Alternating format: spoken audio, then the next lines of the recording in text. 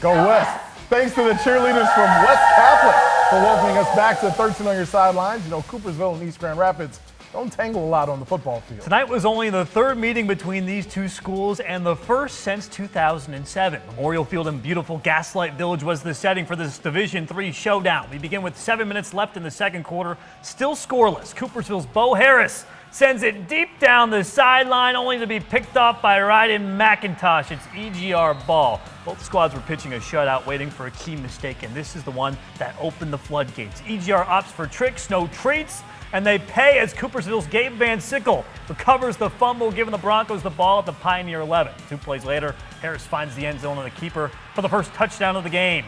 EGR wastes no time answering as the following drive. That's Will Cannon for the 4-yard score, making it 7-all. How will the Broncos respond? Bo Harris shows us he only has 3 speeds. Here, there, and gone. 58 yards to give Coopersville the 14-7 lead. Do or die time now for East Grand Rapids. 20 seconds left in the fourth quarter. Down 7. Scotty Millman fakes the handoff, keeps it himself for what should be the equalizer, right? That's a touchdown. He's in. EGR head coach Josh Haddock has other plans. He sends his offense out on the field to go for 2 and the win.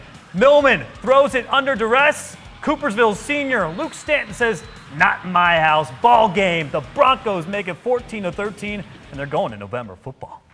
They will go on to face the winner of this next game between Zeeland East and Zeeland West. Matt Guard was in Ottawa County for a winner-go-home edition of the Bird Bowl.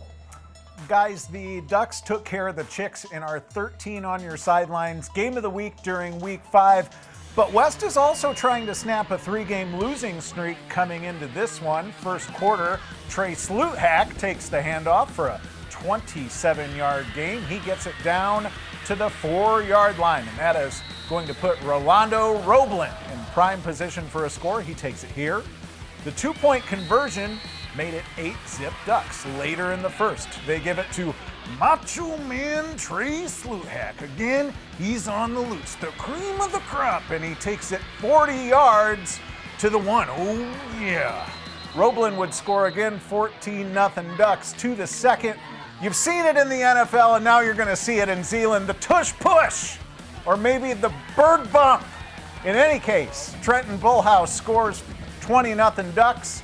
Zeeland East would get back into it. Austin Kerr throws to Ethan Rosenberg here. Chicks get 20 yards, and it would set up a Tyler Loeb score. But the Ducks would win the Bird Bowl 2.0, a final score of 52-22. To Division I for a rematch of the Granville Dogs and the Hudsonville Eagles. Eason Sadinsky was sidelined for 4 weeks with an injury. His first carry since then was this 70-yard touchdown in the third quarter, but Granville still trailed 21-15 at that point. No problem, because to the fourth, Granville is going to hand to Jaden Terry, and they don't call him Tank for nothing. He takes it 25 yards to the house. He's sitting pretty, and so are the Dogs, 22-21. Hudsonville, one last chance to pull ahead. Griffin Baker, an 8-yard run.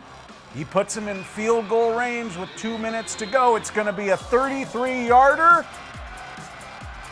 Oh, it's going to go wide right.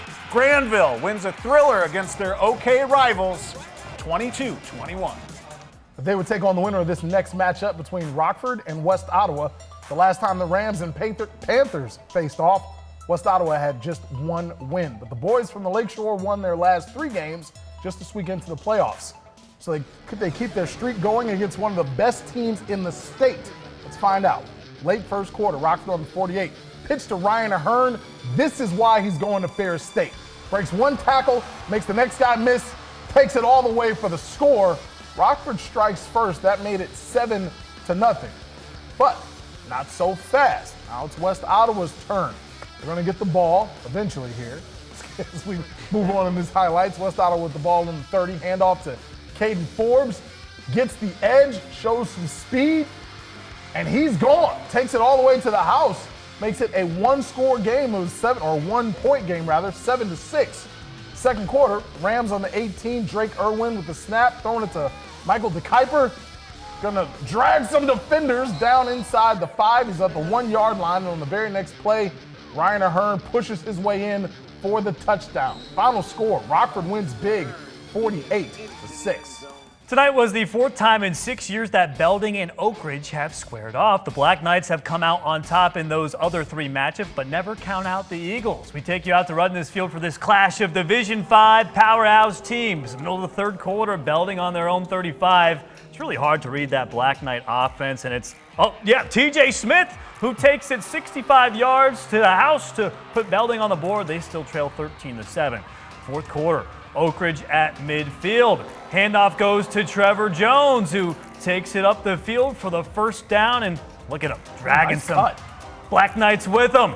Late 4th quarter, the Eagles give it back to Mr. Reliable. That would be Mr. Jones, who breaks 1 tackle and keeps chugging along, gets the first down. Same drive, 3rd and 6. Belding needs a stop. Handoff goes to Bryce Bisson, who gets the handoff and gets the first down to keep the chains moving. Oakridge defeats Belding in the playoffs for the 2nd year in a row, this time 13-7.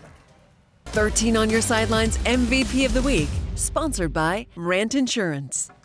There is no more critical time in the playoffs to have a playmaker who can put the team on his shoulders and win ball games. And the nominees for our 13 on Your Sidelines MVP of the Week certainly fit that description. Let's meet them. The weather gods were finally on our side last week as the rain was not pouring from the heavens. That allowed our 4 MVP nominees to stand out even more. Our first MVP candidate put on a show in our 13 on Your Sidelines game of the week. Belding quarterback Anthony Sabinski got going in a hurry on Friday night. He rushed for 111 yards on just 4 carries, and 3 of those runs went for touchdowns.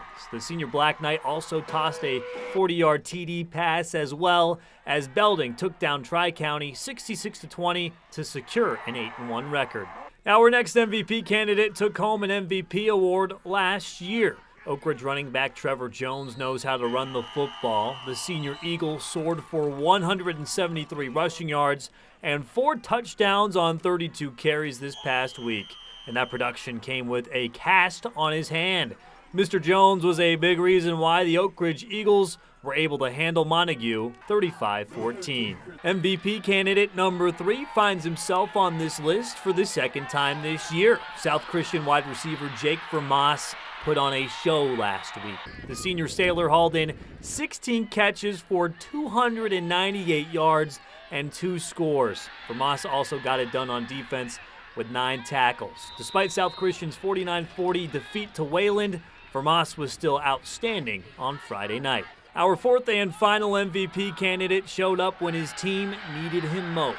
West Ottawa had to win on Friday night to clinch a spot in the playoffs, and running back Caden Forbes rose to the occasion.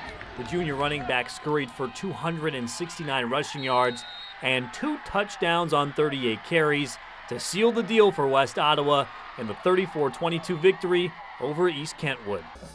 Now, players from Oakridge always seem to do well in the MVP poll, and tonight was no exception. Trevor Jones earned 47% of the vote to win this week's honor. 2nd year in a row winning MVP of the week. What's going on in Oakridge? How are you able to do this every single week, it seems like, every year? I mean, it's good coaching. I can't do without my line, and we have a good line coach, and I think the team just comes together, like, all the time. I feel like Corey Vanderpute used to get a lot of votes too. Something going on up there in Oakridge, definitely.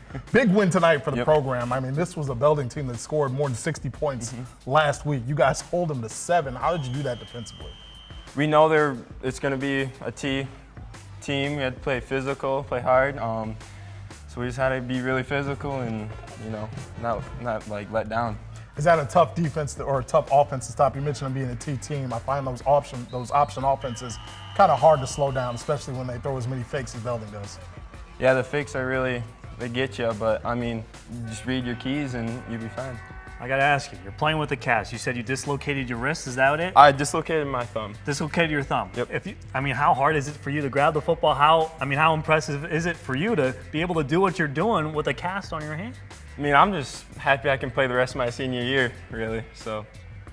I got to ask you, the way you run, I mean, it's very impressive. I love seeing guys like you run the ball. Thank you. What's your mentality on the field? Run hard, run fast, and just,